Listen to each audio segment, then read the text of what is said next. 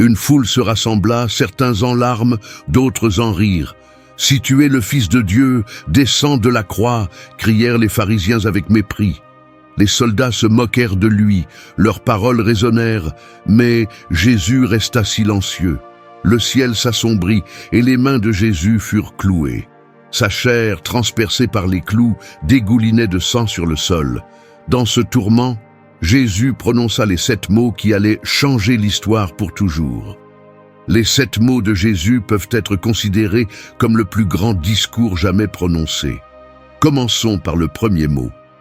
1. Père, pardonne-leur, car ils ne savent pas ce qu'ils font. À la surprise générale, c'est la première chose que Jésus a dite. Personne ne s'attendait à des paroles de pardon au milieu de tant de haine et de cruauté. Jésus est le Créateur et le Seigneur de l'univers. Il avait tout le pouvoir entre ses mains pour condamner d'un seul mot ceux qui l'avaient crucifié. Les chefs juifs, les soldats romains, la foule qui s'était moquée de lui. Pourtant, il a choisi le pardon. Jésus n'a pas rendu le mal pour le mal. Sa première parole sur la croix révèle le cœur de sa mission, le pardon. Au lieu de condamner ses bourreaux, Jésus intercède pour eux auprès du Père.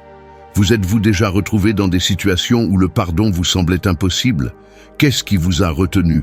L'attitude de Jésus face au pardon nous interpelle tous. Il nous invite à examiner nos propres réactions face à l'injustice. Quand quelqu'un vous blesse, la réaction naturelle est de chercher à vous venger ou de garder rancune. Cependant, Jésus nous montre un chemin différent. Imaginez que vous portez un lourd sac à dos rempli de pierres, chacune représentant une offense ou une blessure passée. Chaque pas devient plus dur, le poids insupportable. Maintenant, imaginez que vous laissez tomber ce sac à dos.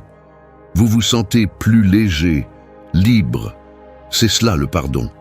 Il nous libère du fardeau du passé et nous permet d'avancer avec plus de légèreté et de paix. Matthieu dit « Ne résistez pas aux méchants. Si quelqu'un te gifle sur la joue droite, présentez-lui aussi l'autre joue. Et si quelqu'un veut vous poursuivre en justice et prendre votre chemise, donnez-lui aussi votre manteau. » Ceux qui ne pardonnent pas souffrent à la fois physiquement et spirituellement. Ils manquent de paix et de repos pour l'âme. Le manque de pardon endurcit le cœur, implose de l'intérieur et conduit à l'autodestruction. Le pardon est la purification de l'âme, la guérison des souvenirs amers. Ceux qui ne pardonnent pas deviennent prisonniers de leurs ressentiments. Si vous nourrissez une rancune contre quelqu'un, cette personne vous gardera captif de votre haine. Vous finirez par vivre avec lui au quotidien. Jésus a enseigné que le mal ne vient pas de l'extérieur, mais de l'intérieur des gens. Le mal naît de notre cœur. Nous sommes tous blessés parce que, de l'intérieur du cœur humain, naissent les mauvaises pensées, l'immoralité sexuelle, le vol, le meurtre et l'adultère. Tous ces maux viennent de l'intérieur et souillent une personne. Avec cela, Jésus réfute l'idée qu'une personne n'est qu'un produit de l'environnement dans lequel elle est née et a grandi. Le mal est inhérent à la nature humaine. Il n'existe pas dans l'environnement mais dans le cœur. Le pardon est le seul moyen de donner du temps au mal qui surgit en nous, lui permettant de se transformer en sainteté. C'est pourquoi le pardon inconditionnel est essentiel.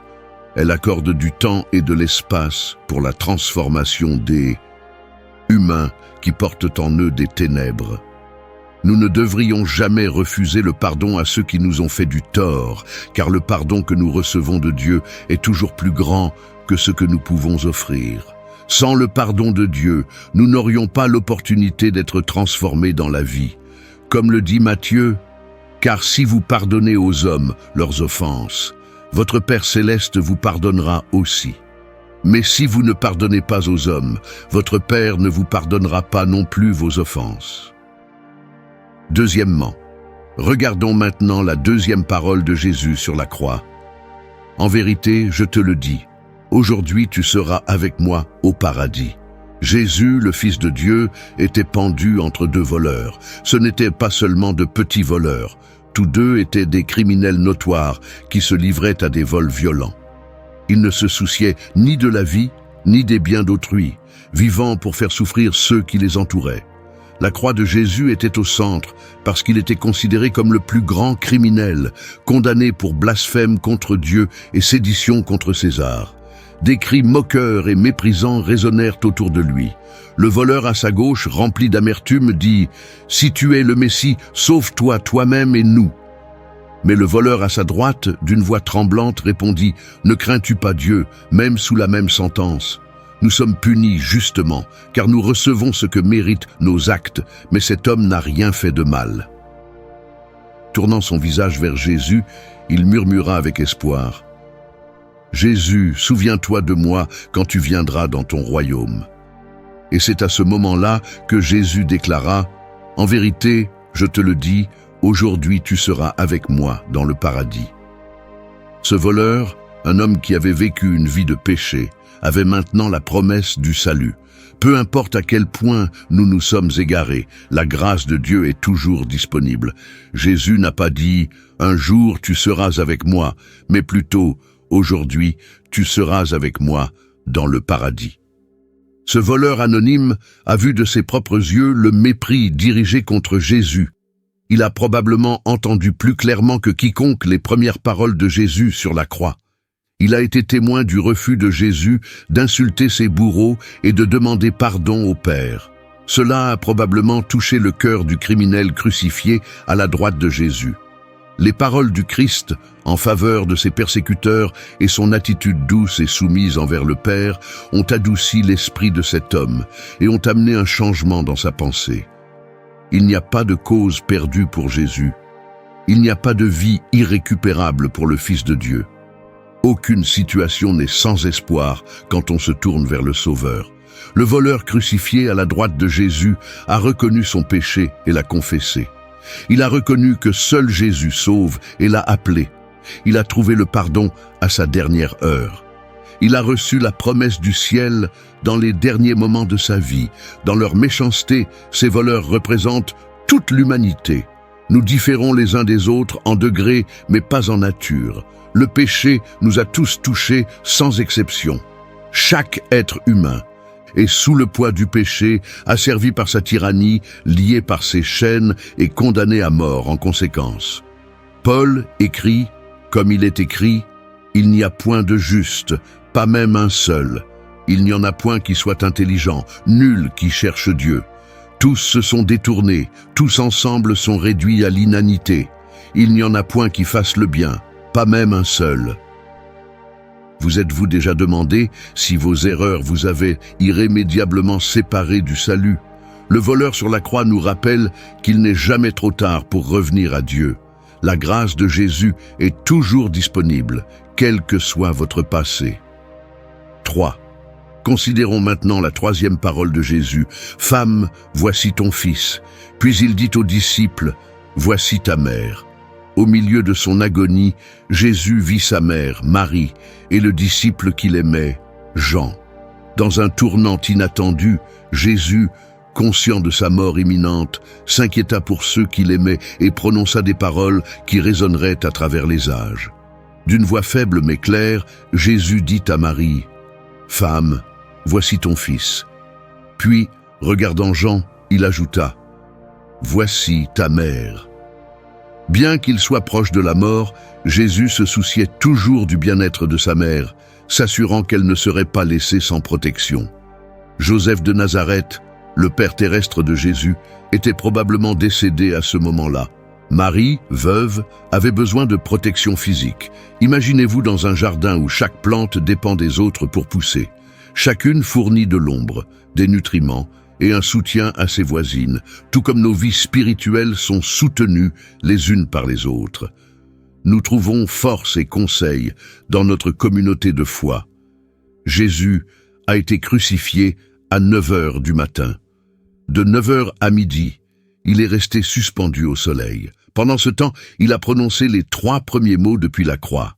À midi, une obscurité surnaturelle a recouvert la terre pendant 3 heures. Vers 3 heures de l'après-midi, lorsque les ombres se sont levées du ciel, Jésus a prononcé son 4e mot, un cri d'abandon. Un silence de mort enveloppait le Golgotha, rompu seulement par les murmures et les murmures de la foule. 3 heures d'obscurité totale s'étaient écoulées sur la terre. Dans toute la Bible, l'obscurité contraste avec la lumière. L'obscurité est associée au monde, à la mort, au péché, au diable et au jugement. Le monde est dans l'obscurité parce que le diable a aveuglé l'esprit des incroyants. Lorsque Jésus fut arrêté, il dit aux grands prêtres et aux anciens qui étaient venus le chercher: « J'étais tous les jours avec vous, dans le temple, et vous n'avez pas mis la main sur moi. Mais c'est ici votre heure, celle où règnent les ténèbres. » Au-delà de représenter la puissance du mal, l'obscurité signifie aussi, selon les Écritures, la destinée de ceux qui pratiquent le mal.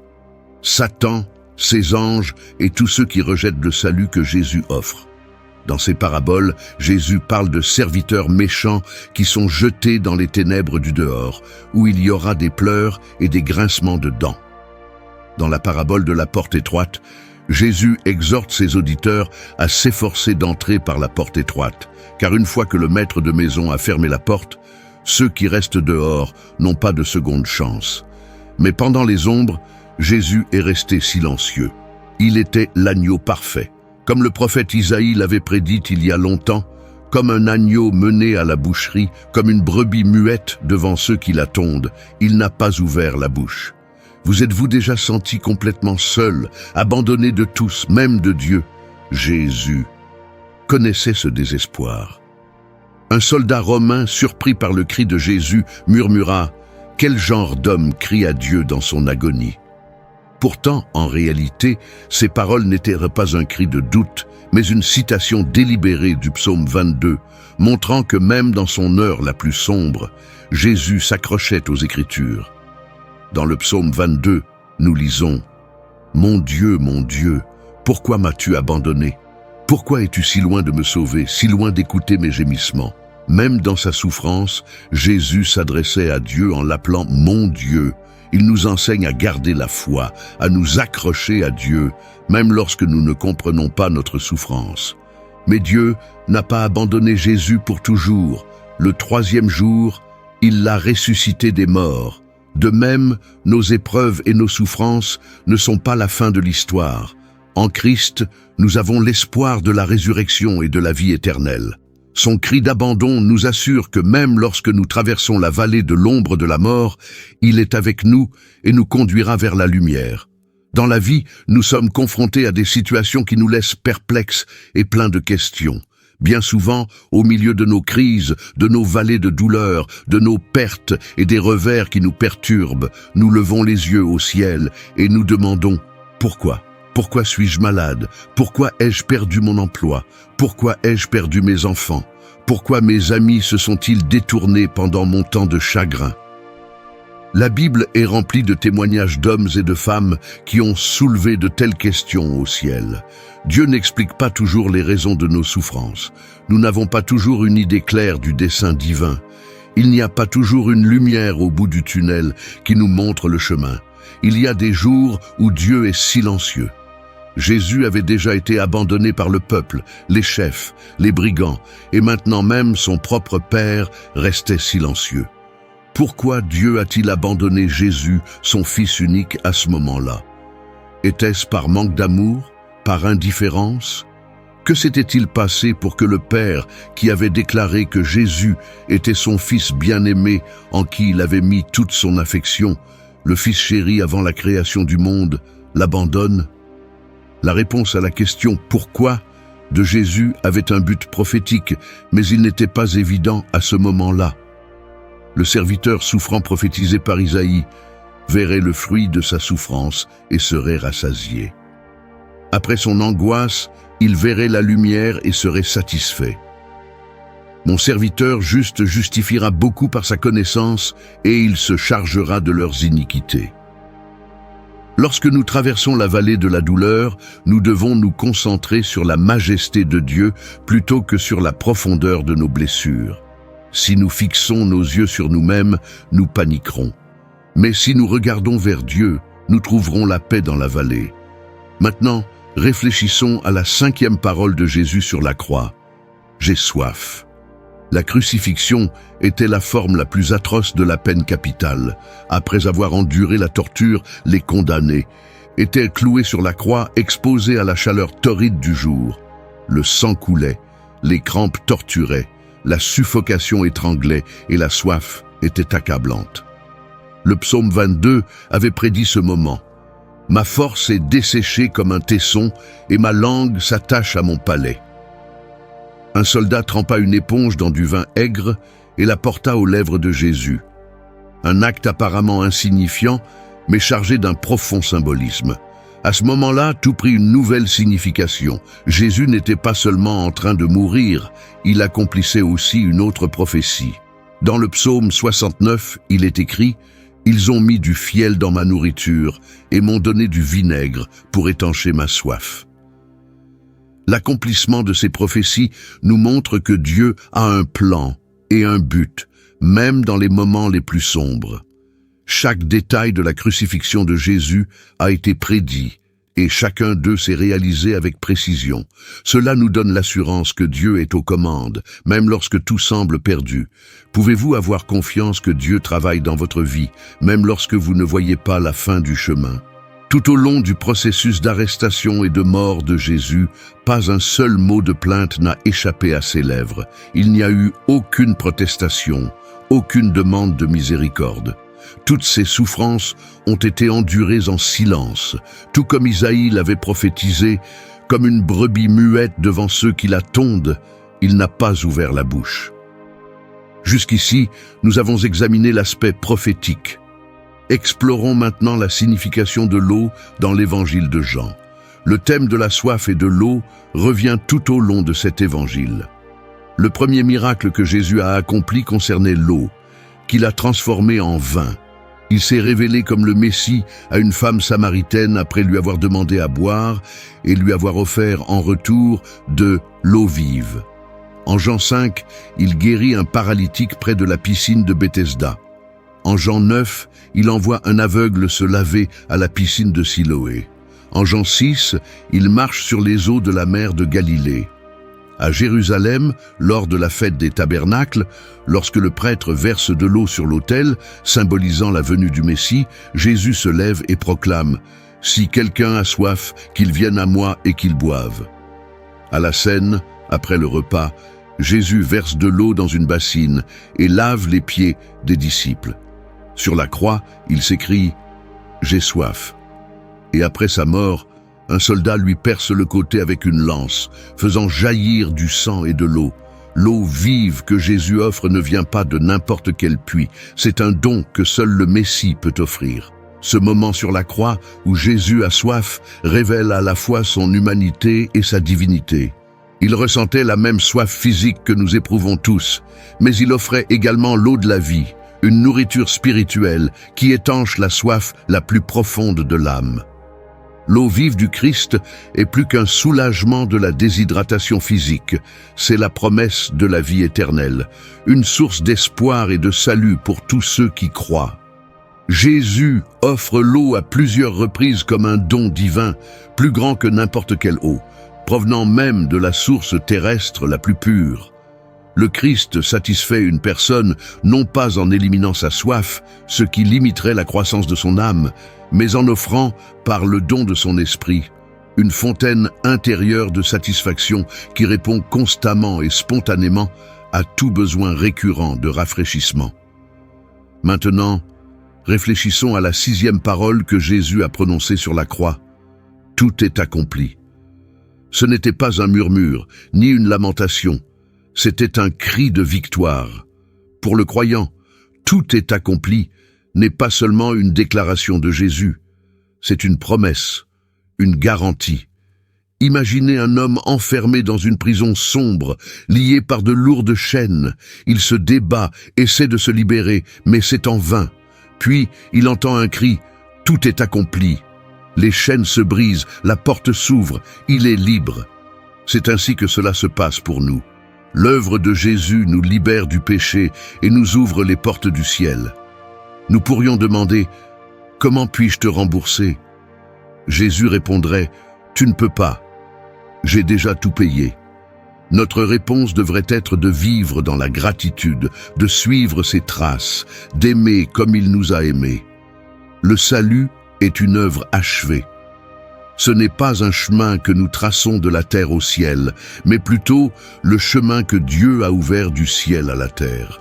Le salut est la tâche que le Père a confiée au Fils, qui est venu et l'a achevée. Nous avons le salut grâce à l'obéissance parfaite de Jésus et à sa mort sacrificielle. Sur la croix, il s'est exclamé « Tout est accompli ». Nous n'avons plus rien à faire. Jésus s'est entièrement soumis à la volonté du Père, acceptant la mort pour enlever la malédiction, accomplir la sentence contre son peuple et le racheter. Grâce à l'expiation du Christ et à sa victoire sur la mort et la tombe, nous ne connaîtrons jamais le poids du péché, la gravité de la malédiction, la punition du jugement, ni la signification de la mort éternelle et de l'enfer. Nous avons été absous et libérés grâce à Jésus, notre grand prêtre. Le salut ne se gagne pas par les œuvres ni par le mérite humain. C'est un don de la grâce divine. On ne le reçoit pas comme une récompense, mais comme un don. Il ne s'agit pas de ce que nous faisons pour Dieu, mais de ce qu'il a fait pour nous. La foi est le bras tendu d'un mendiant qui reçoit le don d'un roi. Jésus a acheté notre salut au prix de son sang, de son propre sang. Nous n'avons rien à payer pour cela. Puisqu'il a proclamé que tout était fini, nous n'avons rien à ajouter. Maintenant, réfléchissons à la 7e et dernière parole que Jésus a prononcée sur la croix. « Père, je remets mon esprit entre tes mains. » Voyez comme l'homme sans force s'est évanoui, murmura l'un des soldats, tandis qu'un autre, avec un sourire sinistre, répondait « Où est son Dieu maintenant ?» Mais Jésus, les yeux fixés sur le ciel, n'était pas vaincu. D'une voix claire et résonnante, il prononça « Père, je remets mon esprit entre tes mains. » Jésus achevait son œuvre en écrasant la tête du serpent, en triomphant du diable et de ses ennemis, et en nous rachetant pour Dieu. Il est mort en vainqueur. Jésus n'a pas été tué. Il a volontairement donné sa vie. Ses dernières paroles n'étaient pas celles de la défaite, mais de l'abandon au Père, marquant l'achèvement de sa mission de sauver l'humanité. Il a confié son esprit à Dieu, scellant son sacrifice comme l'acte ultime d'obéissance et d'amour. Par cet acte, il a ouvert la voie pour que nous soyons réconciliés avec Dieu et que nous partagions sa victoire sur le péché et la mort. La dernière prière que Jésus prononce provient du psaume 31. « Je remets mon esprit entre tes mains. Délivre-moi, Seigneur, mon Dieu fidèle. » Ce verset était la prière du coucher que les mères juives pieuses enseignaient à leurs enfants. En ajoutant le mot « Père » à la prière traditionnelle, Jésus parle non seulement de confiance, mais aussi de la sécurité d'un enfant reposant dans les bras de son Père. Il répétait souvent ces mots avant de dormir, et maintenant il les prononce pour la dernière fois. La lutte est terminée et la bataille est gagnée. Cette scène nous invite à réfléchir sur notre propre vie. Sommes-nous prêts à tout remettre entre les mains de Dieu, en ayant confiance qu'il a le contrôle? Jésus nous a enseigné que la véritable force ne réside pas dans le fait d'éviter la souffrance, mais dans le fait d'affronter l'adversité avec foi. Son abandon final fut un acte de soumission totale et de confiance absolue. Il ne se laissa pas vaincre par la mort, il la vainquit par sa foi au Père. Une fois de plus, avec cette 7e parole, une prophétie s'accomplit. Selon le calendrier juif, les jours commencent au coucher du soleil. Il était déjà 3 heures de l'après-midi et il fallait enterrer le crucifié avant le début du sabbat. La coutume romaine était de laisser les hommes et les femmes sur la croix jusqu'à leur mort, ce qui pouvait prendre des jours. Ensuite, les corps étaient laissés sur la croix pour être dévorés par les vautours. S'il y avait une raison de hâter la mort du condamné, les soldats brisaient les jambes des victimes avec des maillets de fer. En plus du choc et de la perte de sang supplémentaire, cet acte empêchait les victimes de porter le poids de leur corps sur leurs jambes. La force restante dans leurs bras devint insuffisante et le résultat fut la suffocation.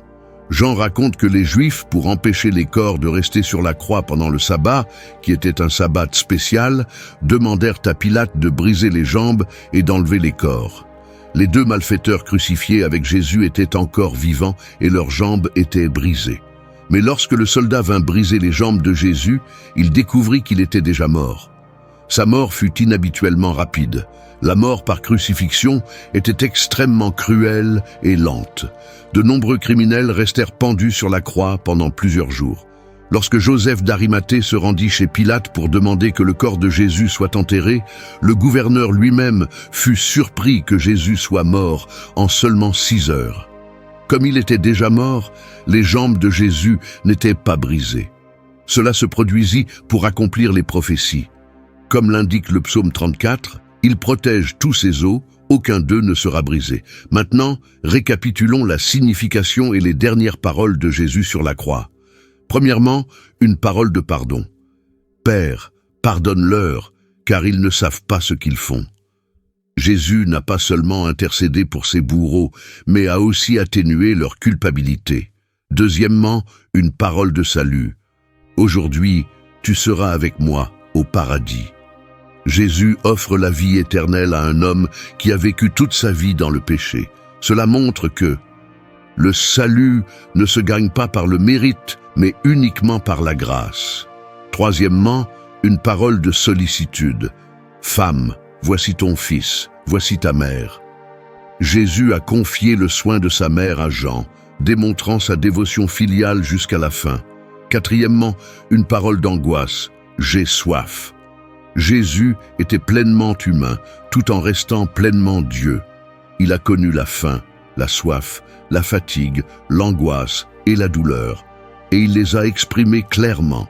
Cinquièmement, une parole d'abandon. « Mon Dieu, pourquoi m'as-tu abandonné ?» Le Père a dû abandonner le Fils pour nous soutenir. Il a été blessé pour nos transgressions et s'est fait pécher pour nous. Sixièmement, une parole de victoire. Tout est accompli. La croix n'était pas un symbole de faiblesse, mais de force. Elle ne signifiait pas la défaite, mais une victoire complète. Septièmement, une parole d'abandon. Je remets mon esprit entre tes mains. Jésus a achevé l'œuvre de la rédemption et s'est ensuite confié au Père. Sa mission était accomplie et notre rédemption assurée. Chacune de ces paroles aborde une partie de la grande question sous-jacente à la croix. Pourquoi la mort de Jésus était-elle nécessaire? La réponse implique plusieurs thèmes. Satisfaire la justice de Dieu, nous sauver de la mort éternelle, vaincre Satan, offrir le pardon des péchés, nous justifier. Pourtant, tout se résume à un seul mot, l'amour. Jésus est mort par amour. Le Père a donné le Fils par amour. L'amour pour vous et moi. Dieu, par nature, est amour. Il est aussi éternel, donc son amour est éternel. Cela signifie que cet amour n'est pas né de nous. Nous n'avons pas aimé Dieu en premier. Il nous a aimés et nous a attirés à lui. D'un amour éternel, il vous aime. Ainsi, je suis resté fidèle. Dieu nous a aimés alors que nous n'étions qu'une idée dans son esprit. Il nous a aimés avant que les fondations de la terre ne soient posées. Il nous a aimés avant de nous créer. Pour le chrétien, la croix n'est pas seulement un symbole religieux, mais un rappel constant de l'amour rédempteur de Dieu et du sacrifice suprême de Jésus. Elle nous met au défi de vivre selon les enseignements de l'Évangile, d'aimer notre prochain comme nous-mêmes et de rechercher la justice et la paix dans un monde marqué par l'injustice et la violence. Au dernier moment, l'héritage de la croix est une invitation à la transformation personnelle. C'est un appel à vivre d'une manière qui honore le sacrifice de Jésus, en partageant l'amour et la grâce que nous avons reçus avec ceux qui nous entourent. Puissions-nous accueillir l'héritage de la croix avec humilité et gratitude, en reconnaissant qu'à travers elle, nous trouvons le chemin de la vraie vie en communion avec Dieu et avec les autres. Nous espérons qu'après avoir regardé cette vidéo, vous vous sentirez inspiré à dire, comme l'apôtre Paul, « J'ai été crucifié avec Christ. Ce n'est plus moi qui vis, c'est Christ qui vit en moi. Et si je vis maintenant dans la chair, je vis dans la foi au Fils de Dieu qui m'a aimé et qui s'est livré pour moi. » Ainsi se termine le plus grand discours de l'histoire. Jésus a passé ses dernières heures sur la croix de 9 heures à 15 heures. Le matin, il était cloué sur la croix. L'après-midi, il portait une couronne. Le matin, il était un ennemi de César. L'après-midi, il était un ami de Dieu. Le matin, il était méprisé par les hommes. L'après-midi, il était en compagnie des anges. Le matin, il mourut comme un criminel sur terre. Le soir, il vivait comme un citoyen du ciel. Jésus a demandé pardon pour ceux qui l'ont crucifié. « Père, pardonne-leur car ils ne savent pas ce qu'ils font. » Comment pouvons-nous appliquer un tel pardon dans nos vies? À qui devons-nous pardonner aujourd'hui pour libérer nos cœurs du fardeau du ressentiment? Aux voleurs repentants, Jésus a promis « Aujourd'hui, tu seras avec moi au paradis ». Nous sommes assurés de notre salut en faisant confiance à la promesse de Jésus de la vie éternelle avec lui. De la croix, Jésus a montré son attention. « Femme, voici ton fils » et à Jean, « Voici ta mère ». Sommes-nous attentifs aux besoins de notre famille et de nos proches? Comment pouvons-nous leur montrer de l'amour et de l'attention de manière concrète? Jésus s'est écrié « Mon Dieu, pourquoi m'as-tu abandonné ?» Nous sommes-nous déjà sentis abandonnés par Dieu? Rappelons-nous que Jésus a également enduré les ténèbres pour que nous ne soyons jamais seuls dans nos épreuves. Jésus a dit « J'ai soif ». Une phrase simple qui nous rappelle son humanité complète. Reconnaissons nos propres besoins et limites humains et cherchons la source d'eau vive en Jésus pour étancher notre soif spirituelle. Avec la déclaration « Tout est accompli », Jésus a achevé sa mission rédemptrice. Accomplissons-nous la mission que Dieu nous a confiée en vivant dans le but de le glorifier dans toutes nos actions? Enfin, Jésus a confié son esprit au Père. « Père, entre tes mains, je remets mon esprit. » Confions-nous pleinement notre vie, et si nous devions donner à Dieu tout ce que nous sommes et tout ce que nous avons, ainsi se termine la première venue de Jésus. Le christianisme prophétise une seconde venue du Christ, détaillée dans le livre de l'Apocalypse. Cet événement est mentionné 318 fois dans la Bible, ce qui en fait la prophétie la plus fréquemment citée. C'est aussi un livre extrêmement pertinent pour notre époque. Je vous encourage donc à cliquer sur la vidéo, sur le tableau qui explique en profondeur la seconde venue du Christ. Que Dieu vous bénisse, vous et votre famille.